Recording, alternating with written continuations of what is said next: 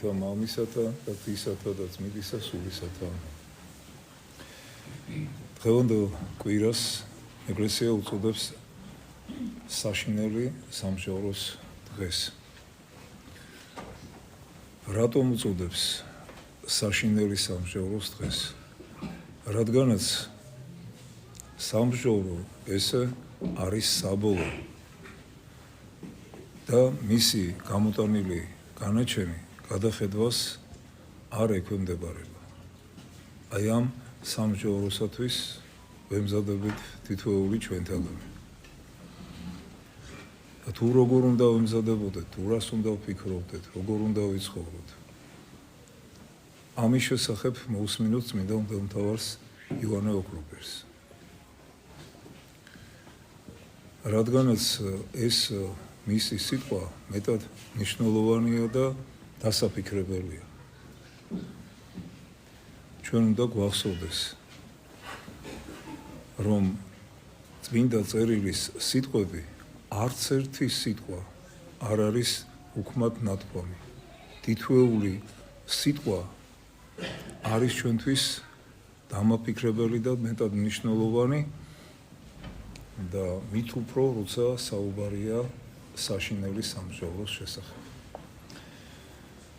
მოусმინოთ წმინდა მღვდელმთავარს. ჩვენ შორის მყოფ ადამიანთაგან მრავალნი, რომლებიც ხორცის ტყვეობასა და ახლანდელი ცხოვრების გარემოებათა მონობაში არიან, თვლიან, რომ მერე არაფერი იქნება.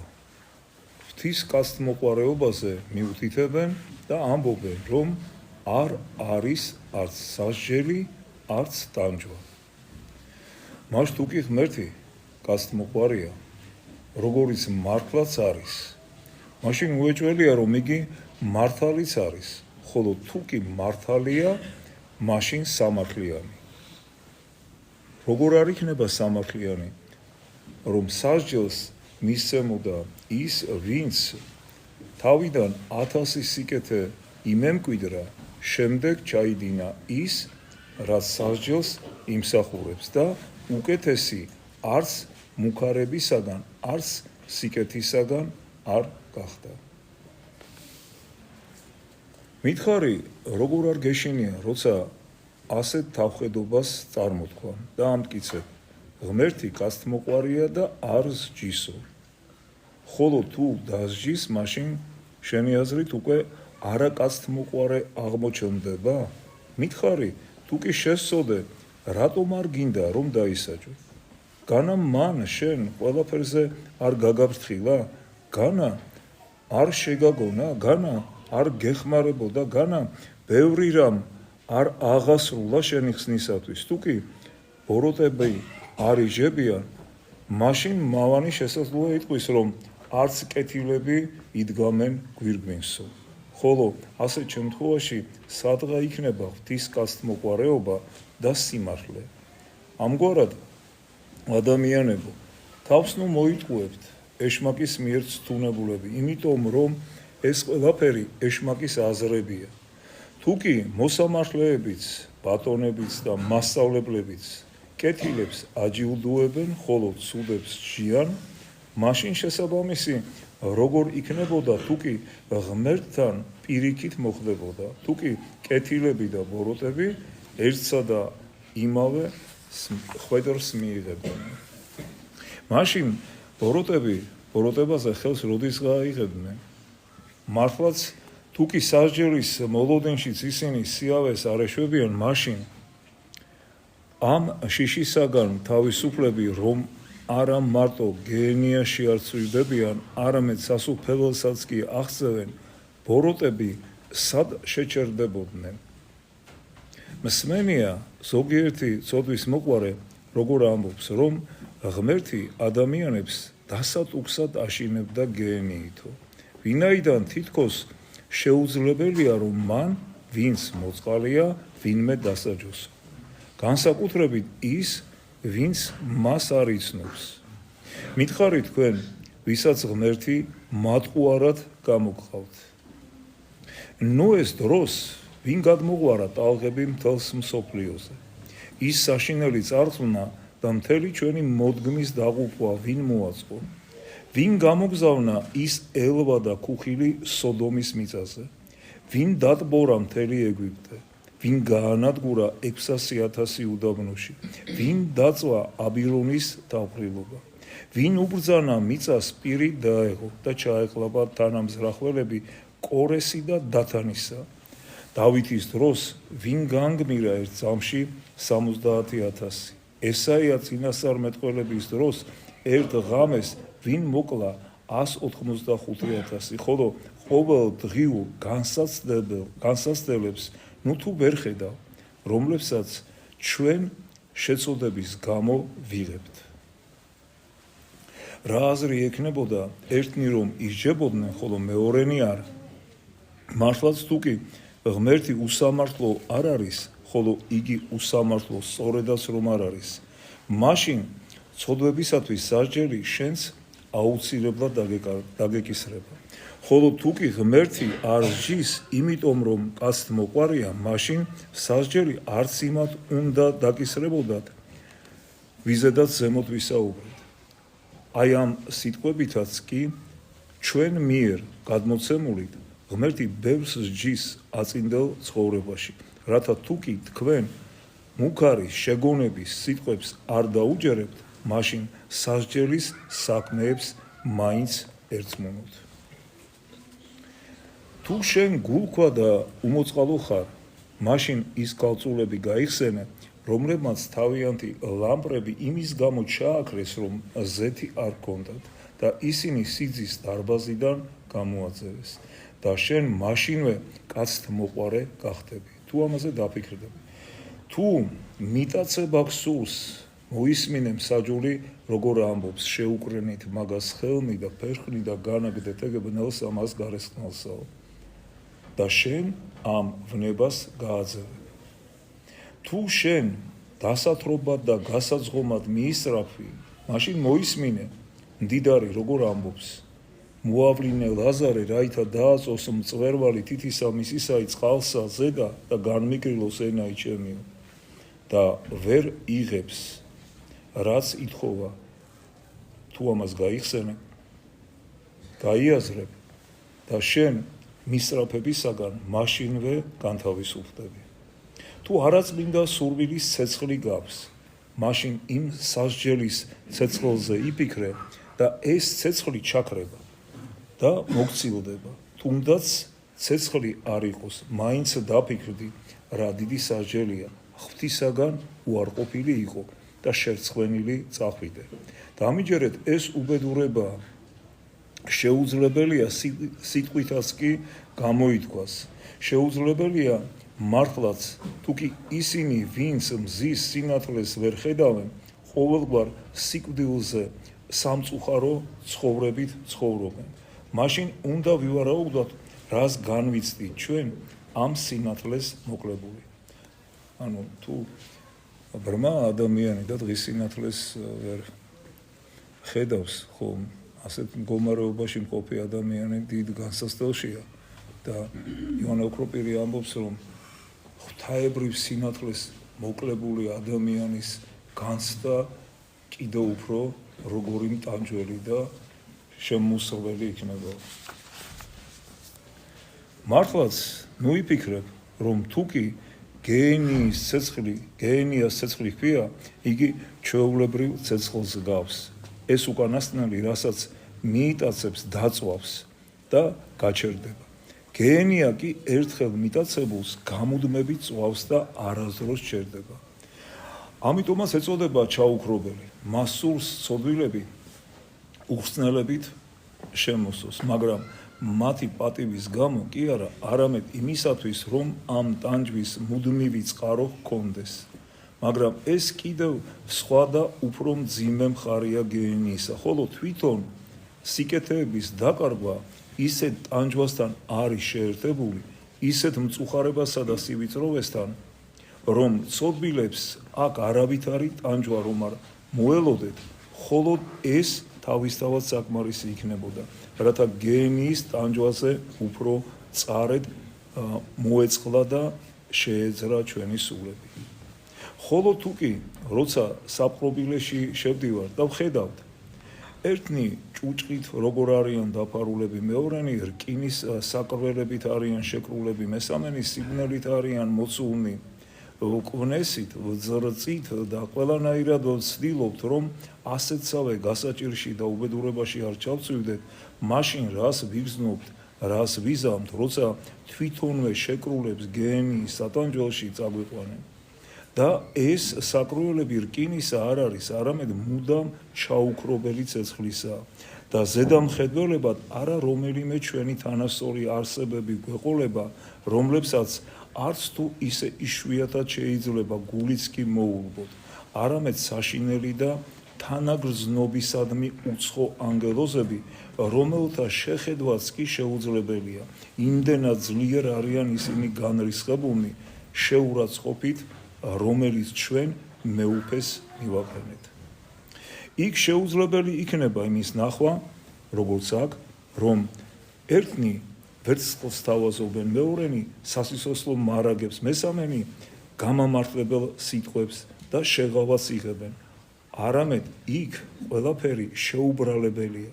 ნოე იქნება იობი თუ დანიელი, მათგან ვერავინ გაბედავს გამოქომაგებას და ხელის გამოწოდებას, როცა მარადიულ სატანჯველებს დაინახავენ, იმიტომ რომ მაშინ ბუნებითი ნათესაობა მოისპობა, როცა ცოდვილ შვილებს მართალი მამები აღმოაჩნდებათ და კეთილი შვილები ბოროტ მშობლებს, მაშინ საჭიროა, რომ მათ სუფთა სიხარული ჰქონდეთ და იმ სიკეთეებით ტკბობას ბუნებითი ნათესაობის გამო შემოსრულება არ ერეოდეს. ასეთი რამ ვიმეორებ მოისპობა და ისინი საკუთარი საშოს ნაშობებზე მეუფესთან ერთად გაბრაზდებიან. ამგვარად დაე სიკეთეს ნურავი ნელის. თუ კი თვითონ არანაირი სიკეთე არ შეუსრულებია, თუნდაც მას ურიცხვი მართალი წინაპარი ჰყავდეს.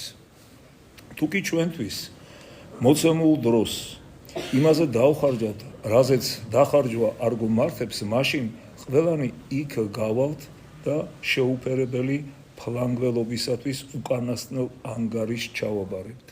სავაჭრო ბრუნვებისათვის ფულის ამღებსა და გამფლანგველსაც კრედიტორებისაგან პასუხი ხომ ასევე მოეთხოვება და სასჯელს მიიღებს.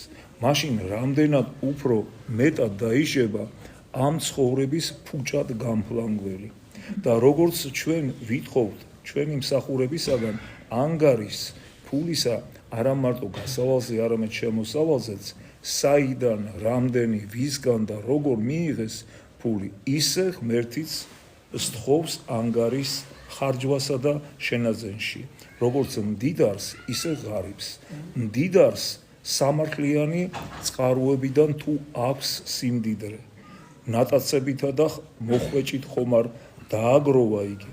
სიმდიდრეს რუშობაზე ხარჯავდა თუ ღარიბებზე, ფუფუნებაზე, უზომობასა და ლოთობაზე თუ ჩაგრულთა დახმარებაზე, ხოლო მართალს სიღარიბე მამაცურად და მადლიერებით თუ გადაჰქონდა, გულს ხომ არ იტეხდა, ხომ არ დარწვინავდა, ღვთის განგებულებას ხომ არ ადანაშაულებდა, როცა თვითონ გაჭირვებით ცხოვრობდა და ხედავდა სხვა როგორ ფუფუნებაში იყო. თუმცა არა მარტო მდიდრები და ღარიბები, არამედ ასევე ძალაუფლების მქონენი და მოსამართლეებიც გამოცდას უდიდესი გულმოდგინებით დაექვემდებარებიან. სამართლიანობა ხომ არ ხელხვეს, ბრალდებულს განაჩენი ნიკერძოებით ან სიძულვილით ხომ არ გამოუტანეს, ხომ არ გამოაცხადეს შეუსაბამო განაჩენი იმის გამო, რომ პირფერობით იყვნენ მოხიბლულები და თითოეული ძალაუფლების რაც უფრო დიდ სიმაღლეზე ავიდა, მით უფრო კაცრად აგებს პასუხს. ახლანდელი ცხოვრების უაზრო სიამენი არაფრით განსხვავდება ჩრდილებისა და სიზმრებისაგან. მანამ სანამ ცოდვა დასრულდება, სიამე ქრება, ხოლო მის გამო სასჯელს ბოლო არ აქვს. სიტყვოება ხანმოკლეა, ხოლო ტანჯვა არადიული. ღმერთი გამოდგმებით გეენიაზე იმიტომაც გველაპარაკება, რათა ჩვენ მუქარისა შიშისაგან შეგონებისაგან დიდი ნაყოფი მივიღოთ ღმერთს მასში ცოდვილების ჩაყრას რომ აპირებს ეს მუქარა წინ რომ არ წარმოეთქვა მაშინ მასში მრავალნი ჩასვიდებოდნენ თუკი ახლაც როცა ჩვენი სულები ამ შიშით არიან შეძრულნი ზოგიერთები ისე იოლად სოდავენ თითქოს იგი არც იყოს მაშინ როგორ საშინელებებს აღარ ჩავიდენდით ამგვარი რამ საერთოდ რომ არ ყოფილიყო ნათქვამი და შეგონება და მუქარა არ წარმოთქმულიყო ამგვარად ეს სისასტიკის კი არა არამედ უფრო მოწყალებისა და კაცთმოყვარეობის საქმეა და მართლაც იონას დროს ნგრევის მუქარა რომ არ ყოფილიყო მაშინ ნგრევა არც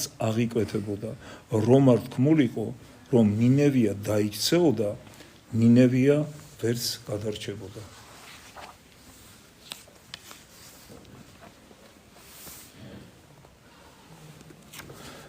ნუ განმიკითხავ წუხარებისათვის იმიტომ რომ ძიმია საყვარელნო არა მწუხარება არამედ იმის კეთება რაც მწუხარებას იმსახურებს ტირილი კი არ არის საძაგელი არამედ საქციელით ტირილის გამოწვევა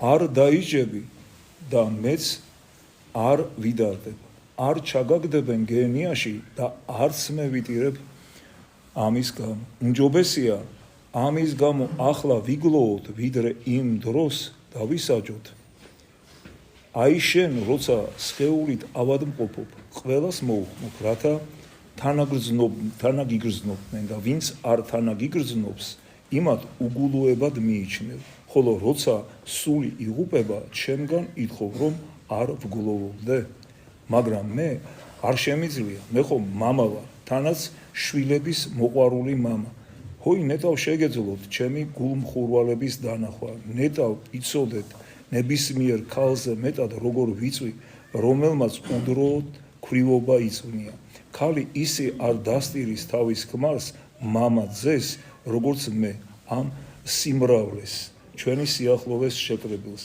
იმის გამო რომ თქვენში ვერავითარ წარმატებას ვერ ვხედავ ყველანი ცილის წამებებსა და ბრალდებებს არიან მიცემული მთელი დრო ბრალდებაზე იხარჯება ოდესმე თუ გინახავთ სასიკვდილოდ გამოყვანილები რას გრძნობენ როგორ ფიქრობთ სანამ კარიბჭემდე მივლენ რამდენ სიკვდილს ათავებენ რის გაკეთებას და ატანას არ მოისურვებდნენ რათა ამ ბურუსისა და ღრუბლისაგან განთავისუფლებულიყვნენ მრავალთაგან მსმენია რომლებიც გახყავდათ დასასჯელად და შემდეგ მეფის კაცთმოყვარეობის წყალობით უკან გამოიხმეს ანუ შეიწყალეს როგორ ამბობდნენ ისინი რომ ჩვენ ადამიანთა შორის ადამიანებს ვერ ვცნობდითო სული ისეთი აშლილი გახევებული და დაბნეული ჰქონდათ ხოლო თუკი ხორციელი სიკვდილი ასეთ საშინელებას გვრის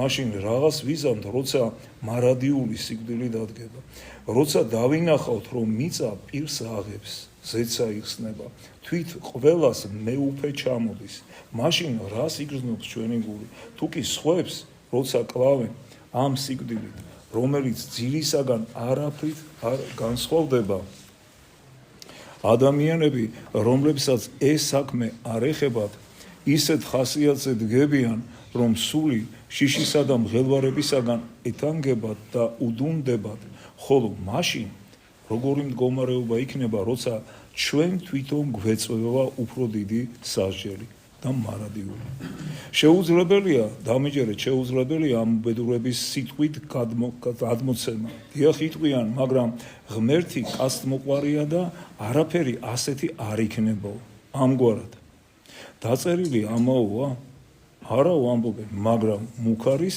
მიზნით არისო რათა ჩვენ გონს მოვეგოთო ამგვარად თუკი გონს არ მოეგებიან არამედ ბოროტად დარჩებიან ღმერთი სასჯელს არ დაადებს ასეთ შემთხვევაში კეთილებსაც ჯილდოებს არ მიაგებს დიახო ამბობენ იმიტომ რომ ღირსეული საქმეა დამსახურებებზე მეტი კეთილის მყოფელობა არისო გამოდის ეს სავსებით სწორია, ხოლო სასჯელებს რაც ეხება, სავსებით არასწორიაო. ისინი მხოლოდ მუქარისა და შიშისათვის არისო. მერე წარღვნის შესახებ თუ გსმენია. მის შესახებაც მუქარისათვის ხომ არ ლაპარაკობდნენ. თვითონ მოვლენა არ მომხდარა, არ ყოფილა. მაშინდელი ადამიანებიც ბევრ ასეთ რამეს ლაპარაკობდნენ და სანამ 100 წლის განმავლობაში კიდობანი შენდებოდა, ხოლო მართალი ნოე მოუწოდებდა, არავინ იყო, ვინც დაიჯერებდა და ვინაიდან სიტყვიერ მუქარას არ ერწყმუნენ, ამიტომ სასჯელი საქმით მიიღეს. მას ძალების შესაბამისად შევეცადოთ, ამ საფრთხეს გავექცეთ, რათა ახლანდელი ცხოვრებაც კეთილად განვლოთ და მომავალ სიკეთეებსაც ვეწიოთ. მადლითა და კაცთმოყვარებით უფლისა ჩვენისა იესო ქრისტესი, რომელსა მამისა და სულისა წმინდის სათანაშველის დიდება, სუფევა და პატივი აწდა მარადის და უკუნითი უკუნისამდე. ამინ. მერთმა დაგლოცოთ და გავხდეთ.